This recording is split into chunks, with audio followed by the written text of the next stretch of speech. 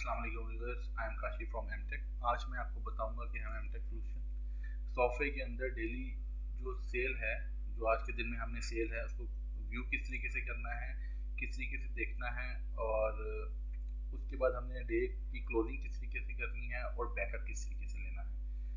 क्योंकि बैकअप जो है वो बहुत ज़रूरी चीज़ है। मैंने लास्ट वीडियो के एंड में भी आपको बताया था कि लोग जो है वो बैकअप लेते नहीं है और डाटा लॉस होता है तो सर पकड़ के बैठ जाते हैं।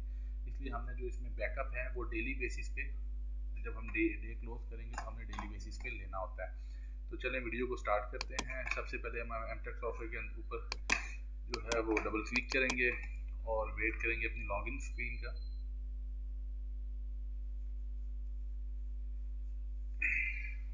जैसी लॉगिन हमारी स्क्रीन हमारे सामने आएगी, हम अपना आईडी और पासवर्ड लिख के इसको लॉगिन को क्लिक करेंगे तो जो हमारा मेन पेज है एमटेक सॉफ्टवेयर का वो हमारे सामने ओपन हो जाएगा।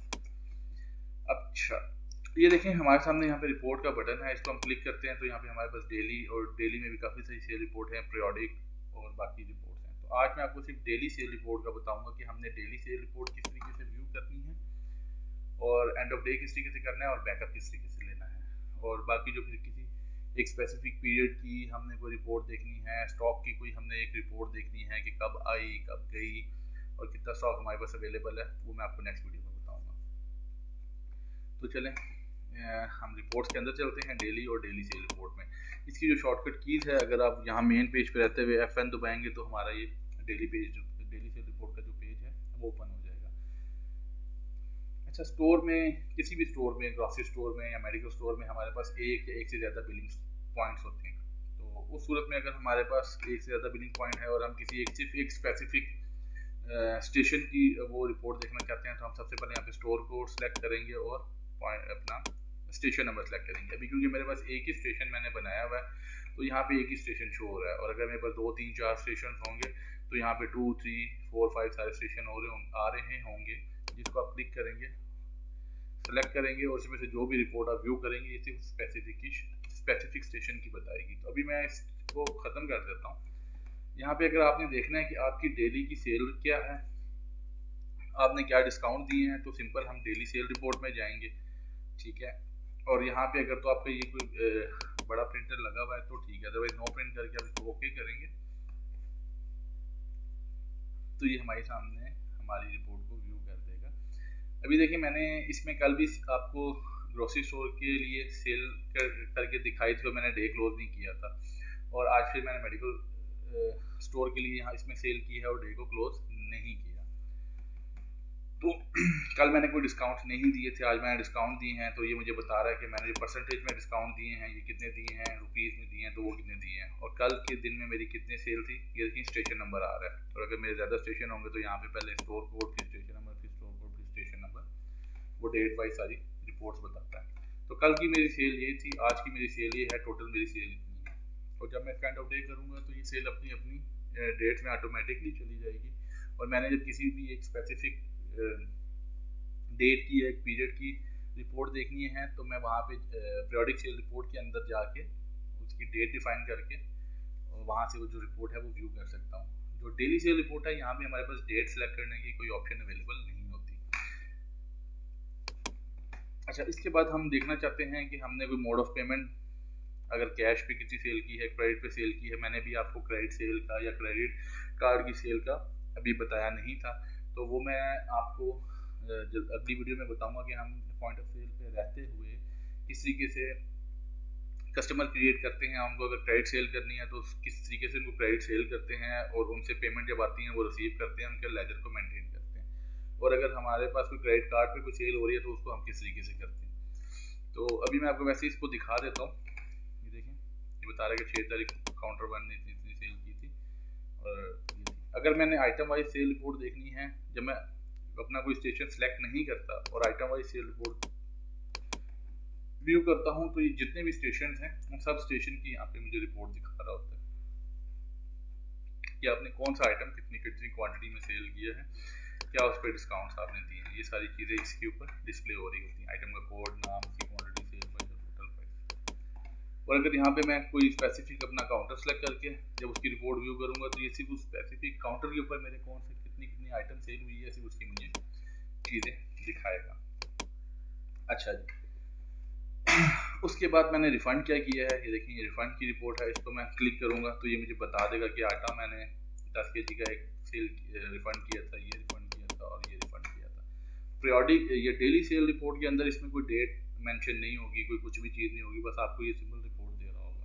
और डे क्लोज करने के बाद हमने किस तरीके से जो है वो रिपोर्ट्स को देखना है कि अगर मैं एक स्पेसिफिक पूरे महीने की सेल रिफंड की रिपोर्ट देखना चाहता हूँ, वाइड की देखना चाहता हूँ, तो वो फिर मैं आपको नेक्स्ट वीडियो में बताऊँगा।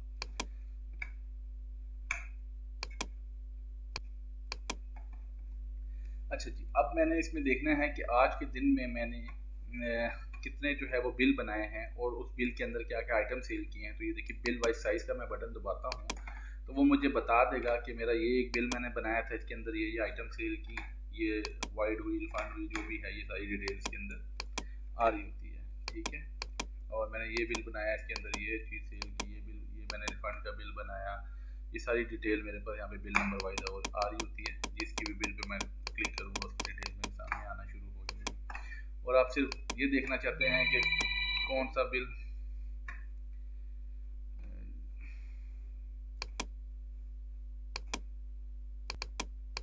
अच्छा, अगर हमने देखना हो कि हमने जो सेल की है उसमें जो हमने आइटम बेचे हैं वो उसकी कितनी परसेंटेज थी, तो ये हम ये रिपोर्ट देखेंगे, इसमें बताएगा इसकी इतनी परसेंटेज है, जो भी हमारे टोटल आइटम बिके हैं, इतने परसेंट ये भी क्या, इतने परसेंट ये भी क्या, इतने परसेंट ये भी क्या है, और हमने हर आइटम पे क्या हमारा डिस्काउंट आया है, वो ये सारी डिटेल हमारे पास यहाँ पे आ जाती है। और अगर आपने आइटम वाइज देखना है कि क्या क्या डिस्काउंट लगे हैं और रिफंड हुआ है, ये देखें यहाँ पे ये सारी डिटेल आ रही होती है हमारे पास। ये आटा जो हमारे पास रिफंड हुआ है, आटा 20 केजी का एक बैग हमारे पास रिफंड हुआ है। इसके बाद हम सिर्फ ये देखेंगे हमारा बिल नंबर और उसमें टोटल क्वांटिटी हमारी कितनी सेल हुई है और उसकी कितनी अमाउंट है बिल की। तो यहाँ बिल समरी पे क्लिक करेंगे तो यहाँ पे ये बिल नंबर बता देगा उस बिल में टोटल कितनी क्वांटिटी सेल हुई और उस पर क्या हमारी टोटल अमाउंट बनी, वो ये बता रहा है। और अगर किसी बिल के ऊपर हमने डिस्काउंट दिए तो ये बता रहा है कि इसमें 30 क्वान्टिटी हमने बेची थी, ये इसका टोटल था, ये इसका डिस्काउंट दिया था, आफ्टर डिस्काउंट हमारी ये अमाउंट बनती है। ठीक है, और इस तरीके से फिर हमने ये तो परसेंटेज में डिस्काउंट दिया था, ये हमने मैनुअल डिस्काउंट दिया था, तो इसमें 3 क्वांटिटी बेची, ये टोटल अमाउंट थी, इतना हमने इस पर डिस्काउंट दिया और ये हमारे पास सारा कुछ ले लेके आ रहा होता है। और इसमें ये डिफरेंट रिपोर्ट्स हैं, ये जितनी भी रिपोर्ट्स हैं ये सारे बड़े प्रिंटर के ऊपर निकलती हैं। इसमें से जो ये रिपोर्ट है ये हमारे छोटे प्रिंटर के ऊपर निकल आएगी, जो हमारा रसीद प्रिंटर होता है, यहाँ से प्रिंट का बटन देंगे तो ये हमारे छोटे प्रिंटर के ऊपर से ये रिपोर्ट निकल आएगी। ये आइटम वाइज वाली ये भी छोटे प्रिंटर के ऊपर से रिपोर्ट निकल आती है। ठीक है, ये कैशियर वाली जो है रिपोर्ट ये भी हमारे छोटे प्रिंटर में से निकल आती है। बाकी जितनी भी रिपोर्ट्स हैं ऑलमोस्ट ये हमारे बड़े प्रिंटर से ही निकलेंगी। और ये कस्टमर की रिपोर्ट्स हैं, ये GST वाइज रिपोर्ट्स हैं। अभी क्योंकि हमारा कोई GST लगा नहीं, जब लगेगा तो यहाँ पे आ रही होती है उसकी सारी डिटेल्स की, कितनी सेल थी हमारी, क्या GST था, क्या उसका ग्रैंड टोटल है। आइटम वाइज कौन कौन से आइटम हमने कैश में सेल किए हैं, क्रेडिट में सेल किए हैं, ये सारी डिटेल हमारे पास मुख्तलिफ रिपोर्ट्स हैं, इसमें देख के आपको इसकी समझ आ जाएगी। तो इसमें जो मेन रिपोर्ट्स थी मैंने आपको वो बता दी है, बल्कि एक रिपोर्ट और बता देता हूँ कि हमारी कैटेगरी वाइज अगर हम सेल देखें तो यहाँ पे ये देखें, ये बता देगा कि हमारी जो आटा कैटेगरी थी इसमें हमारी कितनी सेल हुई, फेस क्रीम में हमारी कितनी सेल हुई, टैबलेट हमारी कितनी सेल हुई, शुगर कितनी सेल हुई, और ये सारी चीज़ें, ये हमारी कैटेगरी वाइज डिटेल आ जाती है सारी। अच्छा, तो यहाँ से आइटम वाइज जो स्लिप है विदाउट टैक्स कोई आपने निकालनी है, ये आपको मैंने सारी रिपोर्ट्स बता दी हैं। और किसी ब्रांड की आपने रिपोर्ट चेक करनी है, किसी सप्लायर की चेक करनी है, तो जब वो सप्लायर यहाँ पे होगा उसकी सारी डिटेल्स यहाँ पे आ जाएंगी। क्योंकि अभी हमारा एक ही सप्लायर है इसलिए वो सप्लायर का खाली आपको बता रहा है। और ग्रॉस मार्जिन आपने चेक करना है कि हमने क्या सेल की, ठीक है, क्या कॉस्ट प्राइस थी, क्या सेल प्राइस थी और किस पे हमारा कितना मार्जिन था, ये सारी हमारे यहाँ पे मार्जिन की परसेंटेज और यहाँ पे नीचे अमाउंट आ रही होती है। ये ग्रॉस प्रॉफिट है। ठीक है, मार्जिन सप्लायर वाइज सब कैटेगरी की डिटेल, सब कैटेगरी में आपने क्या क्या आइटम बेचे हैं वो आप जब डिटेल्स यहाँ से सिलेक्ट करते हैं तो इसकी सारी इन्फॉर्मेशन यहाँ पे आ जाती है। ये मुख्तलिफ रिपोर्ट्स हैं। अब इसको हम बंद करते हैं रिपोर्ट्स को। अब हम देखते हैं कि इसका हमने एंड ऑफ डे करना कैसे करना है। तो हम यूटिलिटीज़ में जाएंगे, एंड ऑफ डे में, यहाँ से हमारे पास मैंने आपको पहले बताया तभी हमारा एक स्टेशन बना हुआ है इसलिए सिंपल यहाँ पे एक आ रहा होगा। तो हमारे जितने भी स्टेशन होंगे 1 2 3 वो यहाँ पे सारे आ रहे होंगे और हमें बारी बारी सबको सिलेक्ट करके स्टार्ट करना होगा। स्टार्ट का बटन दबा के हम थोड़ा सा वेट करेंगे। सिस्टम हमें जो है वो मैसेज देगा कि एंड ऑफ डे सक्सेसफुली का मैसेज देगा और हमारा स्टेशन 1 का जो है वो एंड ऑफ डे हो जाएगा। ठीक है, कंप्लीट सक्सेसफुली का मैसेज आया, फिर हम दूसरे को सिलेक्ट करके स्टार्ट करेंगे, फिर तीसरे को और चौथे को, और यहीं से हम बैकअप का बटन दबाएंगे। बैकअप में हमने इसको एक दफ़ा पाथ बताना होता है कि यार हमारी ही कंप्यूटर में हमारी ही जो ड्राइव है इसके ऊपर ये बैकअप का फोल्डर है, इसको ओके करके हमने इन्वेंट्री बैकअप लेना होता है। ये जो चीज़ है, ये जो मैंने अभी बैकअप लिया है, ये जब भी मैं लेटेस्ट बैकअप लूँगा तो इस बैकअप के अंदर डे 1 से लेके आज तक का सारी जो हमारी ट्रांजैक्शन है वो सेफ होती हैं। तो अगर हम लेटेस्ट 5-7 बैकअप रख के पिछले डिलीट कर दें तो हम इसको कर सकते हैं, और जो लेटेस्ट बैकअप है उनको रार कर दिया करें, ताकि हमारे जो खुदा न खास्ता हमारे सिस्टम में कोई बैकअप आता है, वायरस आता है, तो हमारा जो है बैकअप डैमेज ना हो। रॉर फॉर्म जो है ज़रा मुश्किल से डैमेज होती है। अच्छा, जब हमने एंड ऑफ डे किया तो हमारी रिपोर्ट्स में जब हम गए डेली सेल रिपोर्ट में, तो यहाँ से अभी हमारी सारी ज़ीरो हो गई हैं। अब हमें कोई भी रिपोर्ट जो है वो डेली सेल रिपोर्ट के अंदर नहीं मिलेगी। वो कहाँ से मिलेंगी, कैसे मिलेंगी, वो मैं आपको नेक्स्ट वीडियो के अंदर बताऊँगा कि हमने पीरियोडिक जो सेल है वो किस तरीके से चेक करनी है। बल्कि उससे पहले मैं आपकी जो पॉइंट ऑफ सेल की ट्रेनिंग है वो पूरी करूँगा कि हमने कोई बिल बना रहे हैं उसको टेम्परेरी क्लोज किस तरीके से करना है।